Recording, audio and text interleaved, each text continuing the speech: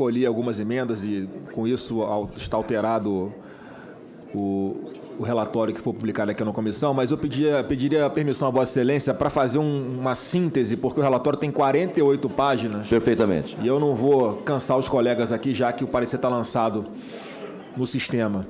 E foi um relatório feito a várias mãos, ouvidas dezenas de entidades e associações que representam o trade do turismo no Brasil e também o Ministério do Turismo atual e o seu antecessor. Projeto de lei que tramita há 8 anos aqui no Congresso Nacional, originário no PL 2724/2015, com a realização de diversas audiências públicas para instrução do projeto. Inclusive, presidente, tem livros do ex-presidente da Comissão de Desenvolvimento Regional e Turismo, Fernando Collor, com um resumo de todas as audiências públicas que foram realizadas para tratar desse tema, em especial na parte do turismo no pós-pandemia.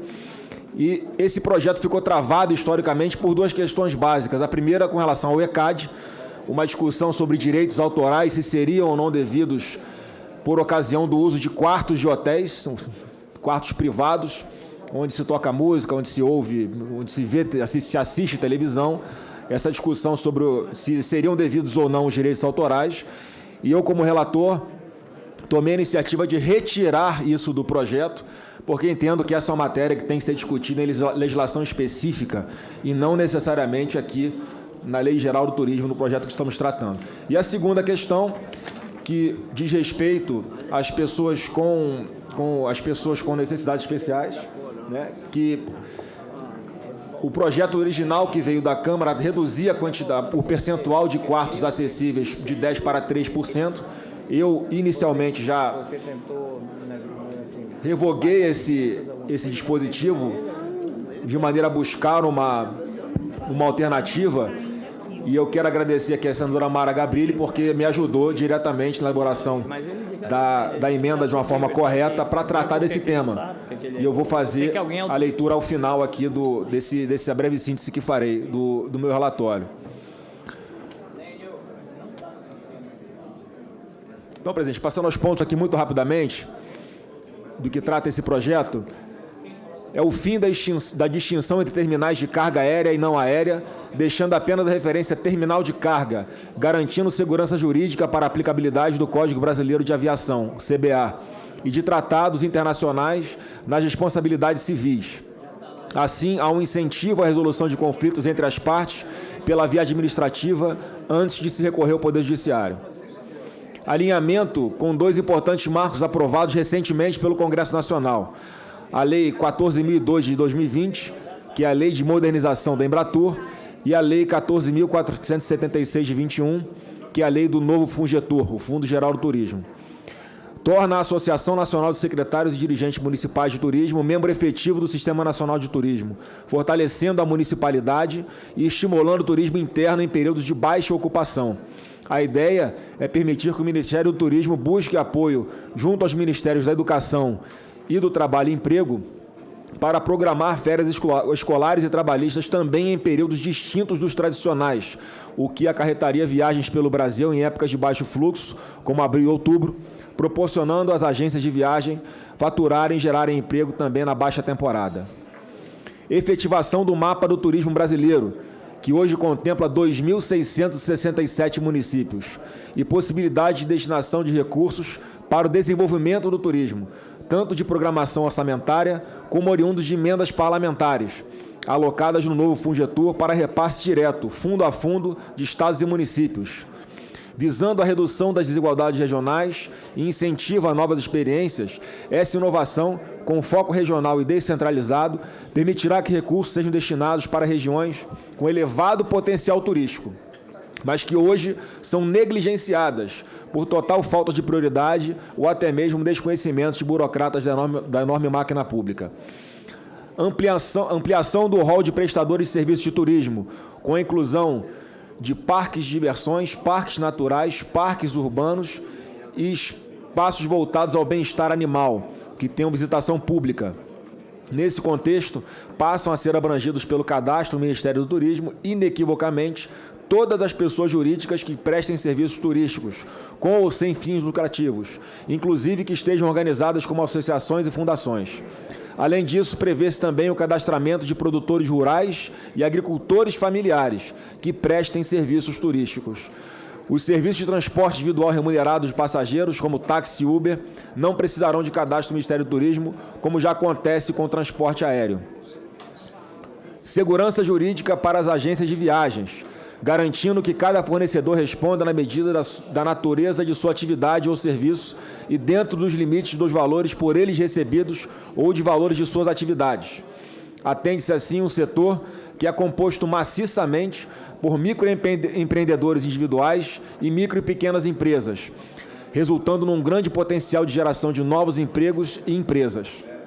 Outro ponto importante é a possibilidade de que o transporte turístico seja realizado também em circuito aberto, na modalidade de fretamento, quebrando uma regra atual injustificável, que dificulta muito a operação turística. Cria-se também a possibilidade de que o Ministério do Turismo delegue a competência de fiscalização aos demais entes da federação, inclusive garantindo que os recursos oriundos de multas fiquem na esfera administrativa de quem as aplicou. Efetivação do uso do FENAC, o Fundo Nacional de Aviação Civil. E aqui, presidente Marcos Rogério, um ponto que atende com certeza também o Estado de Vossa Excelência.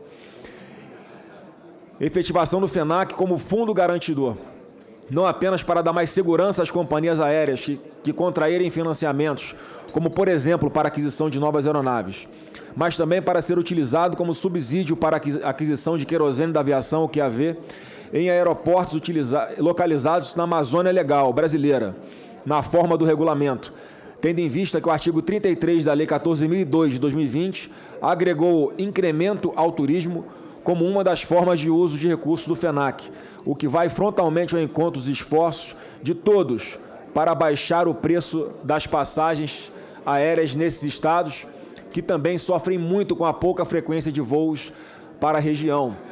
Logo, não há aumento ou criação de despesas, já que são recursos já existentes, mas que não são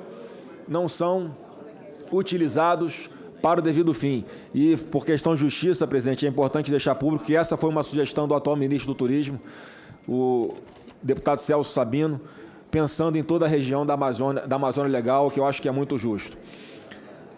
Caminhando para o fim, presidente, deixar expresso na legislação específica brasileira os mesmos termos da Convenção do Trabalho Marítimo de 2006, da Organização Internacional do Trabalho, OIT, tratado este ratificado pelo Brasil em 2021 pelo Decreto 10.671, quanto aos trabalhadores contratados para prestarem serviços em navios de bandeira estrangeira em águas nacionais ou internacionais e empreendimentos de cruzeiros marítimos, além de harmonizar o arcabouço legislativo nacional às práticas internacionais internalizadas pelo Brasil. A consequência principal é o grande potencial de geração de milhares de novas vagas de emprego. Por fim, propomos novos critérios para a criação de áreas especiais de interesse turístico, AIETs, que são trechos contínuos do território nacional, inclusive suas águas territoriais, a serem preservados e valorizados no sentido cultural e natural e destinados à realização de planos e projetos de desenvolvimento turístico. Desde a entrada em vigor da Lei 6.513, de 1977, por seu alto grau de burocracia, há 45 anos, simplesmente nenhuma AIET foi criada no Brasil. Pela redação proposta nesse PL, as AIETs poderão ser criadas mediante regulamentos de qualquer dos entes federados, nos respectivos territórios municipais, estaduais ou federais, permitindo que prefeitos, governadores ou presidente da República possam criá-las em conformidade com suas realidades, necessidades e prioridades, com infinitamente menos burocracia. E passando rapidamente a análise das emendas, senhor presidente, diferente como está no relatório lançado aqui no sistema, em conversa e para atender aos senadores, o parecer, a emenda número 1 do senador Weberton, que pretende incluir na proposição autorização para a transferência de empregados da Infraero nas hipóteses de extinção, privatização, redução de quadro ou insuficiência financeira para a administração pública direta ou indireta, mantido o regime jurídico na forma de regulamentação pelo Poder Executivo Federal. Ele detalhou melhor a emenda e, apesar de não ter uma relação direta com o turismo, trata também da operação de aeroportos que ainda são remanescentes com a Infraero e, na hipótese de vir a acontecer alguma mudança na sua figura jurídica, eu acato essa emenda do senador Weberton. A emenda número 2 do senador Carlos Portinho propõe a supressão do artigo 3º da emenda substitutiva ao PL 1829 de 2019, para consignar que as tarifas devidas pelos usuários, quando da efetiva utilização de serviços de aeroportos, têm por finalidade remunerar as concessionárias que o administram, com vistas a que as receitas se convertam em investimentos de infraestrutura. Nesse contexto, em primazia ao princípio do equilíbrio contratual, como muito bem exposto na fundamentação, acolho a emenda número 2 do senador Carlos Portinho, suprimindo o artigo 3º da emenda substitutiva que ora apresentamos, renumerando-se os demais dispositivos. E sobre as duas emendas da senadora Mara Gabrilli, eu mais uma vez quero reiterar aqui o agradecimento a ela por colaborar, presidente, porque é uma área específica e nada melhor do que a gente ouvir quem tem um conhecimento profundo sobre o tema. E ela apresentou as emendas números 3 e 4. E eu vou acolher, em parte, a emenda número 3 para revogar o parágrafo 3º. Deixa eu encontrar aqui, presidente, espera aí.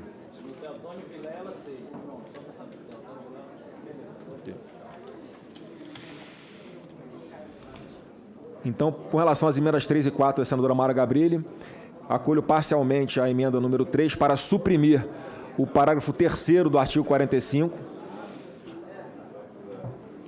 e para alterar a redação do parágrafo 4º do artigo 45, presidente, suprimindo a expressão "e os recursos de acessibilidade" e para incluir ao final desse parágrafo 4º o seguinte texto: que deverá ser renovado a cada 5 anos. Então, vou fazer a leitura do parágrafo completo aqui, até em homenagem à senadora Mara Gabrilli, para ver se está de acordo realmente com que ela... para que a gente faça justiça com as pessoas com necessidades. O parágrafo 4 fica com a seguinte redação: os meios de hospedagem existentes hoje, que por impossibilidade técnica decorrente de riscos estruturais de edificação, não possam cumprir o percentual estipulado no parágrafo 1º deste artigo, de dormitórios com as características construtivas, ficam dispensados da exigência, mediante comprovação por lado técnico e estrutural, que deverá ser renovado a cada 5 anos. Esse é o relatório, presidente. Está certinho? Obrigado.